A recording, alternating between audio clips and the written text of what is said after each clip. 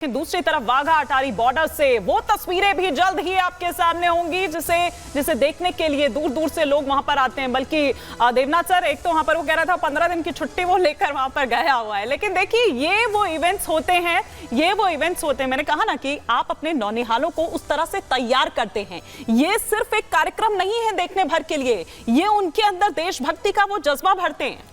मानी देखो, मैं बीएसएफ की महिला कांस्टेबल को देख रहा था, वहां पर जो महिला कांस्टेबल है उसने कितने सुंदर तरीके से समझाया एक गाने के थ्रू कि भारत एक प्रगतिशील देश है जो उन्नति के पथ पर बढ़ रहा है पीसफुल तरीके से।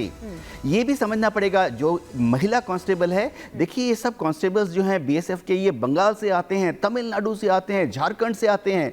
इनमें से ज्यादातर के परिवार उनके साथ नहीं हैं, लेकिन फिर भी ये अपने परिवार से दूर हैं। लेकिन उनको लगता क्या है आज के दिन कि पूरा देश उनको देख रहा है। उनके परिवार वाले जहाँ पर भी हैं, चाहे वो आसाम में है उनका परिवार, चाहे उनका परिवार महाराष्ट्र में है, उनके परिवारजन जो हैं आज टकटकी लड़ाई देख रहे हैं। उनके बच्चे, महिला कांस्टेबल अगर उसका परिवार हरियाणा में हिसार में है, उसके बच्चे देख रहे हैं कि देखो मेरी माताजी आज टीवी पर है, तो उसके परिवार को, उसके गांव के लोगों को कितना फक्र होगा कि हमारी गांव की एक लड़की आज देशभक्ति के लिए, देश के सम्मान के लिए, देश की रक्षा के लिए वर्दी पहनकर बॉर्डर पर खड़ी है। ये दिखाता है 140 करोड़ लोगों का जो सॉफ्ट अप्रोच है एक महिला कांस्टेबल बीएसएफ की। जी बिल्कुल बिल्कुल। और कर्नल शैलेंद्र, ना सिर्फ इतना बल्कि जो दुश्मन देश हैं, स्पेशली अगर मैं यहाँ पर बात करूँ पाकिस्तान की, चीन की, उनकी भी नजर इस पर रहती है। वो भी कांपते हैं जब इस तरह से वो अपने रोबीले अंदाज में नजर आते हैं। वो जिसको बोलते हैं ना शुभ शुभ बोलो, क्यों एक अच्छे ओकेजन के ऊपर इन दो कंट्रीज़ का नाम ले रहे हो। मैं तो ये सोचता हूँ कि ये कलंक है पूरी दुनिया में, ये दो कंट्रीज़ जो हैं। मैं कहता हूँ अच्छी बात। आज देखिए, ये लोगों को शायद नहीं पता, ये जो कैमरा जो आपको देश तक पहुंचा रहा है, इसके पीछे खड़ी हुई लड़की, इसके पीछे खड़ा हुआ ऑपरेटर, सोचिए वो किस जज्बे से काम कर रहा है। मैं देख कर आया हूँ, आज आपके रिपब्लिक कॉम्प्लेक्स के बाहर 1000 आदमी खड़ा हुआ था और इतना बड़ा फ्लैग लगाया है जो मुझे नहीं लगता कि नोएडा में कहीं भी लगाया हुआ होगा। आप सोचिए कि एक मीडिया हाउस भी अपनी जिम्मेवारी को कितने अच्छे से निभा रहा है। ये 1000 लोग जब घर जाएंगे अपने अपने, क्या मैसेज लेकर जाएंगे कि हमने अपना इंडिपेंडेंस डे अच्छे से मनाया है, खुल के मनाया है।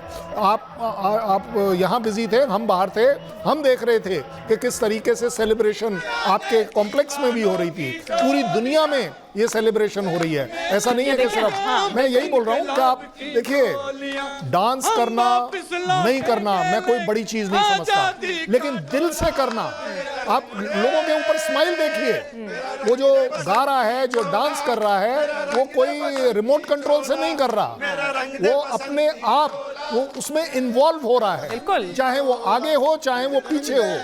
इसमें कहीं कोई रैंक इन्वॉल्व नहीं है, कहीं कोई किसी तरह की पॉलिटिक्स इन्वॉल्व नहीं है, कोई जूनियर नहीं है, कोई सीनियर नहीं है। बिल्कुल ठीक बात। सब के सब भारतीय हैं, और देशभक्ति के रंग में डूबे हुए। जरा सुन लेते हैं जरा।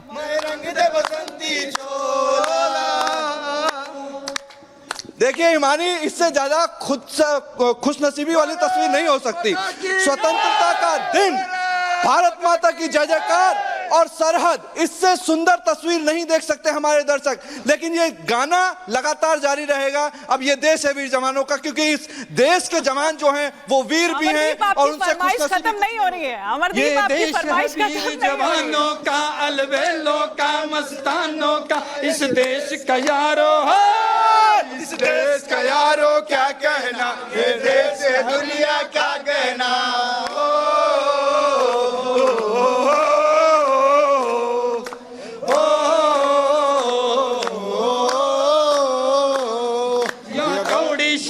वीरों की जा भोली शक्ल, हीरो की रांझे, यहाँ गाते हैं रांझे मस्ती में, बस्ती है झूमे बस्ती में।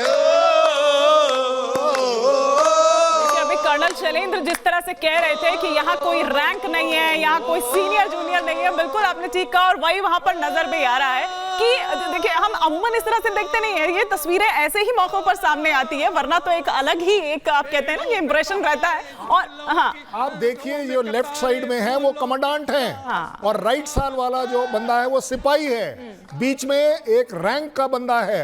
हर रैंक इसमें इन्वॉल्व है। कहीं आप डिस्टिंक्शन नहीं कर पाएंगे कि इनमें से एंजॉयमेंट कोई कम कर पा रहा है। सब एक से बढ़कर एक एंजॉयमेंट कर रहे हैं, और मैं तो कहता हूं बड़ा खुशनसीब है आपका रिपोर्टर कि वो इस चीज को एंजॉय कर पा रहा है, और वो आउट ऑफ कंट्रोल जा रहा है। बिल्कुल, तभी हमारे पास इस तरह की तस्वीरें जो है वो निकलकर जैसलमेर से सामने आ रही है। लेकिन जरा एक बार मैं वापस लाल चौक का, माफ कीजिए, लाल चौक का यहाँ पर रुक करती हूँ। विजिट टॉक से भी वैसे जुड़ जाते तो बहुत अच्छी बात थी, लेकिन चलिए लाल चौक वापस में जाती हूँ। कुछ युवा इस वक्त मेरे सहयोगी वैभव के साथ मौजूद हैं। और वैभव, जब आज लाल किले की प्राचीर से प्रधानमंत्री नरेंद्र मोदी का संबोधन हो रहा था तो उनके फोकस में ये युवा भी थे। उन्होंने ये भी कहा कि फ्रेश ब्लड की जरूरत है राजनीति में, और मैं तो चाहूंगा कि 1 लाख ऐसे उन युवाओं को, उन नौनिहालों को, उन भविष्यों को कि वो आए, ताकि परिवारवाद जैसी वो जो चीज होती है, क्योंकि परिवारवाद, जातिवाद आज इन सब पर भी प्रहार किया, लेकिन पहले तो ये युवा उसको किस तरह से देख रहे हैं।